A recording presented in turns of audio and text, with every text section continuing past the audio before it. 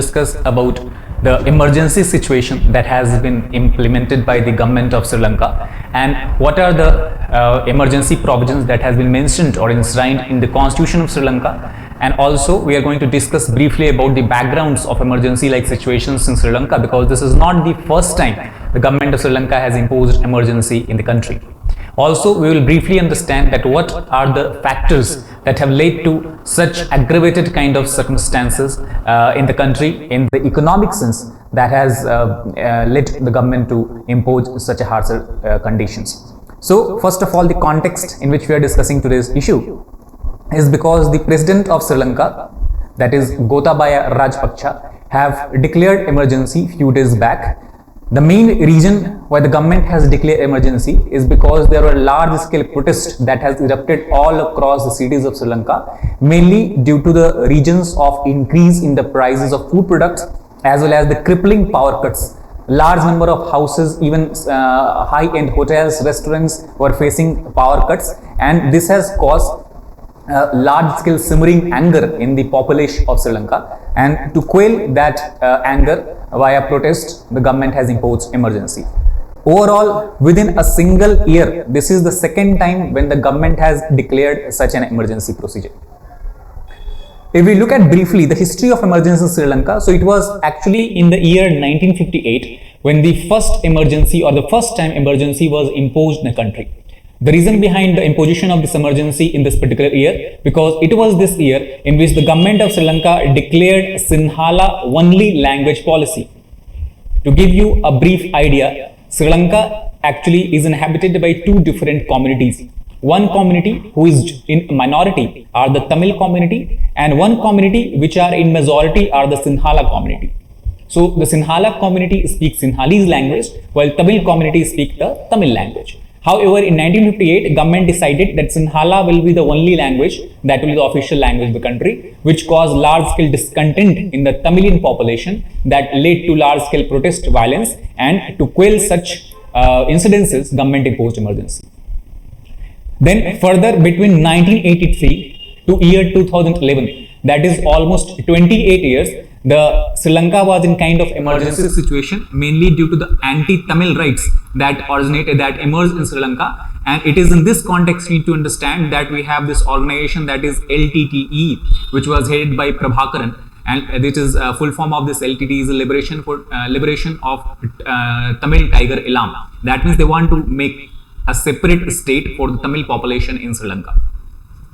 Then further, after that death of Prabhakaran and disbanding of LTTE, again in March 2018, there was a violence between Buddhist majority and Muslim minority region of Sri Lanka. And to quell this anti-Muslim violence, government again imposed emergency. Further, as we discussed last year, two times, one in November, because to quell the protest against the rising food prices, and again now the government has imposed emergency. So what is the process of emergency in Sri Lanka? So constitutionally, it is the Article 155 of the Sri Lankan Constitution that allows or empowers the President of the Sri Lanka to impose emergency in certain conditions. Not only that, the legal mechanism of imposition of emergency has been given in detail in the 1947 Act or Ordinance, that is the Public Security Ordinance. The main reason when government can impose or in which condition government can impose emergency is for public security and the preservation of public order, as well as for the maintenance of supplies and services that can be considered as essential to the life of the community. So in these particular interests, the PSO, as we discussed before, PSO is the Public Security Ordinance. It empowers the president to form emergency or frame emergency regulations, and once emergency is imposed, the government and the police agencies have the power for detention, taking possession of property or undertaking, authorization to enter and search any premises, for amending any laws, suspending the operation of any law that has been going on for before, and for applying any law with or without modification, without reference to the parliament. And the regulations that is passed out during the period of emergency will override all the previously existing law. So broadly, what we can say, the emergency gives a draconian power to the investigation agencies, police agencies, as well as the executive of Sri Lanka against the citizens of the republic. Now, what is the role of parliament? Because if we try to compare it actually with the Indian constitution has given a very important role the parliament as far as the emergency related provisions or this proposition of emergency as well as the removal of emergency is concerned. So here also constitution is enshrined the Sri Lanka that emergency will be normally valid for a period of month, and after that if there is need to further increase the duration of emergency, then president must seek ratification for the proclamation or extension beyond a month for every 14 days. That means after a month, maximum period up to which emergency can be imposed up to 14 days, after which president has to seek proclamation by referring the matter to parliament, and upon the ratification of parliament, or we can say upon the motion being accepted by parliament, again for next 14 days emergency can be extended. However, as per the UN Special Rapporteur Radhika Kumaraswamy and Charmaine Delorey of France, it is noted that no reports have been found in the whole history of Sri Lanka where parliament has exercised this power on any emergency regulation. That means theoretically, constitution wise, parliament has been empowered to regulate the emergency related provisions. However, in real sense, practical sense, parliament has shied from exercising this particular power. That means overall emergency we can understand is the emergency and the extension of emergency to a large scale depend on the executive, that is president of the Sri Lanka. Now coming to the restrictions, what are the restrictions that is imposed during emergency on the freedom of people? So the constitution is silent on this particular method, and they do not exactly say that to what extent the rights of the people, fundamental rights of the citizens can be curtailed. However, thus, due to this constitutional lacuna, how much restriction can be imposed on the citizen depends largely on the goodwill of the executive, so that they can try to strike a balance between acting responsibly and to ensuring the law and order situation is maintained. Now, obviously, coming to the main topic, that is what is the reason? Obviously, the reason behind emergency is the protest. The reason behind protest is the economic crisis. So basically, we need to understand that what is the reason behind the current economic crisis of Sri Lanka. So several reasons are there. The important ones I am going to outline. The first, it is believed, is the economic mismanagement of the Central Bank of Sri Lanka as well as the consecutive government of Sri Lanka. And this economic mismanagement is easily visible in the currently prevailing twin deficit of the Sri Lankan economy. Now, what is twin deficit? Twin deficit is a situation when the government is running both revenue deficit as well as the current account deficit.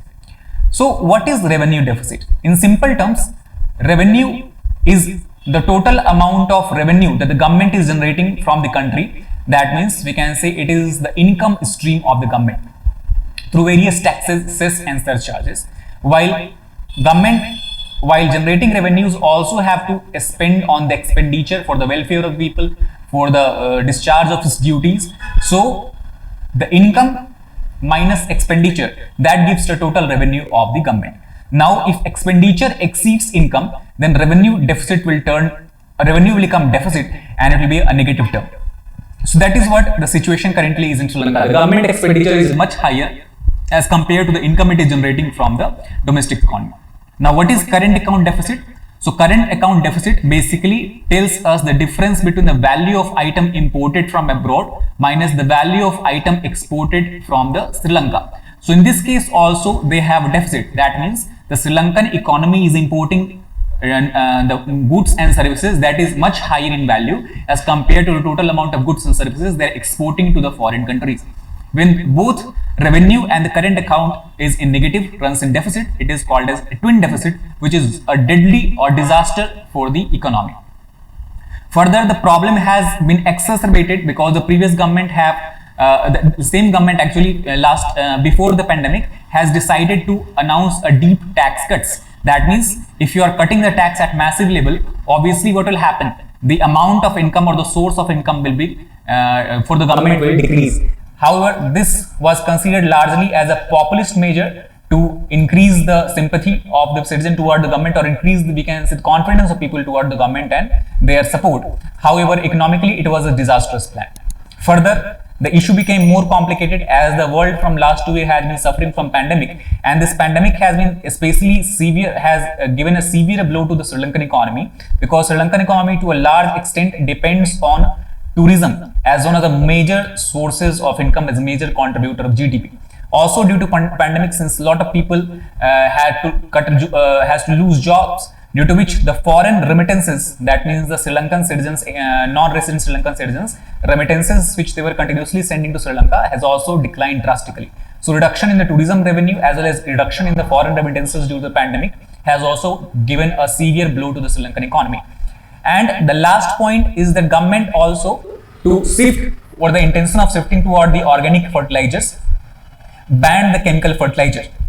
That also has paved a way for the disaster in the agricultural sector. So overall, if we look at the implications of all these steps the government has taken in last year's steps, due to the twin deficit, the rating agencies like Fitch, Moody's and Standard & Poor's have downgraded the Sri Lankan economy. And once the Sri Lankan economy has been downgraded, it has severely affected the Sri Lanka debt management program, because Sri Lanka debt management program is run by Central Bank of Sri Lanka, which try to access revenue from the capital market of other countries. Due to the bad rating, the capital market for the Sri Lanka was almost inaccessible. That has caused problem for the Sri Lankan economy to manage its debt. The second implication is due to the mismanagement of the debts, or the inability of Sri Lankan government to access the capital markets. The foreign exchange reserves plummeted in a very significant way, and this we can see from this point that almost 70% decline has been observed in the forex reserves of Sri Lanka in last 2 years alone. And as discussed, due to the ban on the chemical fertilizers, the farm sector, especially the cultivation of rice crop, which is very, very critical, a staple crop of Sri Lankan people, have seen a severe drop that also has caused problem in supplying of essential food items to a large part of the economy. Now, what is the way forward? This is the reason why we have discussed the reasons why Sri Lankan government and economy is facing such a disastrous situation. So, to tackle this problem, currently the Sri Lankan government is in talk with 3 major parties, that is International Monetary Fund, Government of India and Government of China. So, International Monetary Fund, they are continuously in talk, and they are expected to come to a new loan agreement depending on how or what kind of negotiation goes on between Sri Lanka and IMF. India has already sanctioned a $1 billion credit line to Sri Lankan economy or Sri Lankan government, where the import and export of essential items can be facilitated by the government. And it is under this credit line, government already has started to send back some food and cereals like rice and wheat to the Sri Lanka. However, the government of Sri Lanka want to further increase this credit line by $1 billion more. Apart from that, Sri Lanka is also looking toward China, which already has given 1.5 billion credit line facilities, as well as a separate loan of $1 billion to China. And here also, the government of Sri Lanka want China to increase the credit line by $1.5 billion. So overall, it is currently dependent on IMF, India and China to improve the economic situations in the country. So that is all about brief overview of the economic crisis in Sri Lanka, the emergency situation in Sri Lanka, and we have to look and see how the whole thing plays out and how the India and China are able to help Sri Lanka in tackling its economic crisis. So that is all for today. Thank you very much.